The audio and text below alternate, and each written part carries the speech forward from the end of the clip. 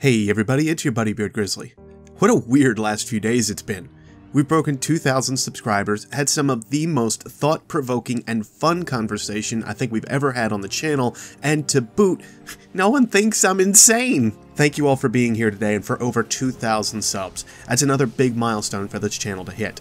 1,800 was a big one since it was the first set of growth the channel had hit after my 2 months away. I will continue to strive to be worthy of you all, and all I can ask is that you come say hi once in a while. Conversations are what spark new ideas. Get involved in the comments below, make some new lore buddies. That's all I could ever hope for of this channel. All that being said, let's move on to my thoughts on the new invitational images sent out to all the leaders in our community. In case you missed what this is, in brief, it's an invitation to the Bungie live event on May 18th. 15 days to go. It's not long now, guys. Basically, these guys will be able to take part in playing the game, giving input, and passing back that knowledge our way. I'm sure I'm not alone in wanting to know more of what will come our way, especially once this reveal goes live, but that's not what we're here for. What we're here for is for the card itself. The phrase on the front is ominous enough: a world without light. Let it sink in a bit. Our power, the power that comes from the Traveler, other items perhaps like the Sunbreaker's hammer or our ghosts, is being taken out of the world. The implication is pretty clear here: a world without light. None of it. All gone. There's been a lot of speculation here on the Destiny 2 trailer. The Traveler is blocked off by a type of energy shield, which causes us to lose out on our light powers one way or another, causing us to lose a link, lose connection to our ghosts. We simply don't know. There are a few places in our past as Guardians that show that we can lose our light, and there are other spots where our enemies show understanding of how our light seems to work. Before I do forget, a major thank you to Mr. Happy Sad Ass for supplementing these thoughts. The link to his Reddit post is in the description as the very first link. There are a few key pieces we'll be looking at, so if you want to or are able to follow along, you could bring up the transcript for the mission Lost to Light, the Grimoire card Ghost Fragment Cabal 4, the Grimoire card Ghost Fragment Hellmouth 2, and the Grimoire card Hand of Crota.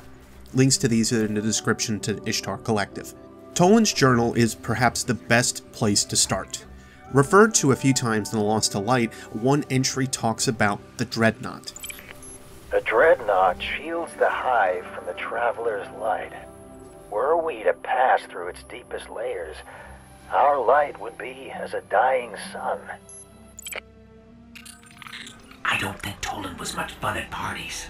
The comparison to a dying sun is pretty interesting here, especially when Toland refers to Ariana 3 as being so very bright at the end. I highly believe Ariana herself was a sun singer, as several cards seem to demonstrate, but the connection goes further to actual stars. Stars die in a few different ways. They can expand like ours will in another billion years, then collapse in on themselves to form a much smaller dwarf star, or they can explode in a flash of spectacular light called a supernova, which will then turn into a neutron star, or become a black hole. There's a bit more to go along with the idea of the dying sun, especially with the possible title of the Osiris Pack, or perhaps what they call themselves, the Shattered Suns. We learned about this from a Reddit post a while back, and it still is all rumor, but just thought I'd make the little implication here.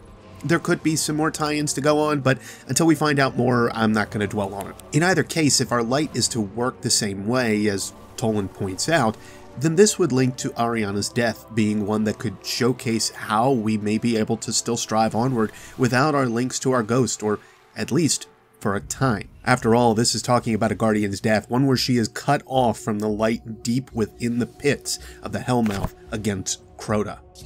My ghost light is so dim. There's no point following me further into this fog. Any hope of raising me died halfway through the stills. I can only hope she's got strength enough to take this ember to where you fell, to dance once more with any last whisper of your light left on this cursed, broken rock. Time. Time seems to be the factor with which we need to relate all of this to. We don't truly know how long the Crota Fire team was trying to find and fight Crota and his servants on the moon, but I could guess it was a fair amount of time. Days, perhaps. For one of the members on the fire team, it was months, at least. Robbed of her ghost, Eris remained lost among the darkest shadows of the Hellmouth for countless cycles. Despite all odds, she endured, using the very dark she battled to emerge a changed warrior, driven, some would say, obsessed. We'll tie back to Eris later, but one last example of time and light draining is found in the hand of Crota Carr. Can you track the others? No, there's too much interference. The shroud is too thick here. Ghost? Yes. We in bad shape? Could be better. Any charge? No. Something is siphoning the light. I'm getting weaker by the second. And size Ghost? Same. Faint charge detected. But it's fading. Its shell is damaged beyond repair. No comms, no transmat. Even if there were a signal, use whatever juice you've got and relay this transmission to the others. They won't receive it. Not the point.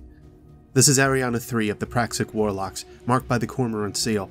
I am alongside the hunter Saimota. Our light is nearly gone.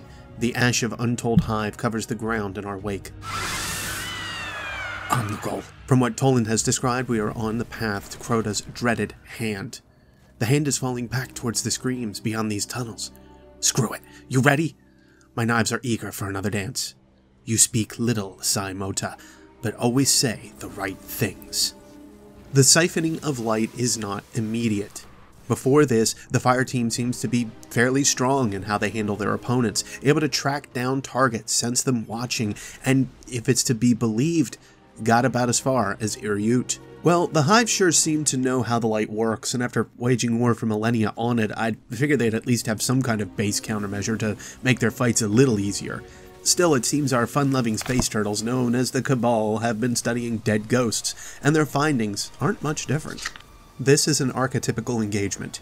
It represents many hundreds of failed operations. Guardian activity in the Freehold AO has exploded across recent campaign seasons. Tactical attrition exceeds both frictional projections and our ability to regenerate losses. New tactics are necessary. The primary threat is the Guardian's individual counter-attrition capability. Guardians can be rebuilt after even total disintegrative trauma. This capability is provided by a small autonomous drone unit called a dead person, translation unclear. The dead person conceals itself during combat. It is not a viable target for direct fire. Saturation attack by artillery, heavy air, orbital fire may have good effect, although Guardians transmat frequently and refuse to assemble into large formations. Solitary dead persons have been observed in all areas of operation. The relationship between solitary and paired dead persons remains unclear. Scion analysis indicates that specific areas are inimical to Guardian counter-attritional reconstruction. Phobos Command has initiated an orbital survey.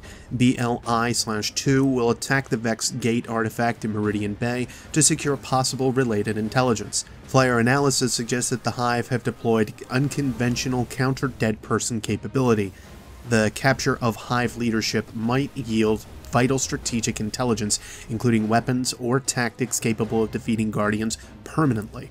We advance that the Hive fleet group near Saturn presents a strong target. The Skyburners also had plans to interrogate Hive leadership, by the sounds of things, and this led to possibly understanding what kind of powers the Hive used to cut off our link to the light. With continued study on our ghosts and enough combat data to see how important our light is to waging war against them, the Cabal needed some way to turn off our ability to resurrect. They understand that certain places or darkness zones do make it impossible for us to revive in that spot, but with the majority of heavy combat being waged in open-world scenarios, offering a free connective link to the Traveler, and our tendency to run in fire teams, this is where the war efforts of the Cabal have fallen short. Time is our true enemy in Destiny 2. Time will be what decides if we can fight against the Cabal and unlock the Traveler's gifts again, or if we'll burn out like a dying sun. Perhaps there are other ways to unlock powers of the light within ourselves, or other forges and furnaces of light scattered around the planet or our system. Perhaps there are other teachers that can give us wisdom of how to cultivate different means, unlocking new potential within us. Perhaps we'll simply turn out to be like Eris, able to live without the light of our ghosts. But we'll have to be more careful than ever in our fight against the darkness, eking out some kind of survival plan, different from what we've been doing so far. A lot less dancing, that's for sure. Of course, all of this is still highly speculative. We don't know anything about Destiny 2's story, and really, that's what element will give us more clear understanding of what it means to be cut off from the light. As it stands, ghosts are iconic within the Destiny universe. Though I've been vocal on my high possibility that Bungie may be getting rid of them, believe it or not, I'm still in the camp that feels like we won't lose them. We'll just be fighting to keep them with us, which I suppose is our way of repaying them for all the times they've resurrected us and all the doors they've opened for us. In either case, it's only 15 days until we may have some of these questions answered. I'm sure we'll figure it out within the first few minutes of the stream once it's live, but in the meantime, I've been Beard Grizzly, and those are my thoughts on a world without light. I'll see you all next Spacetime Guardians. Take care.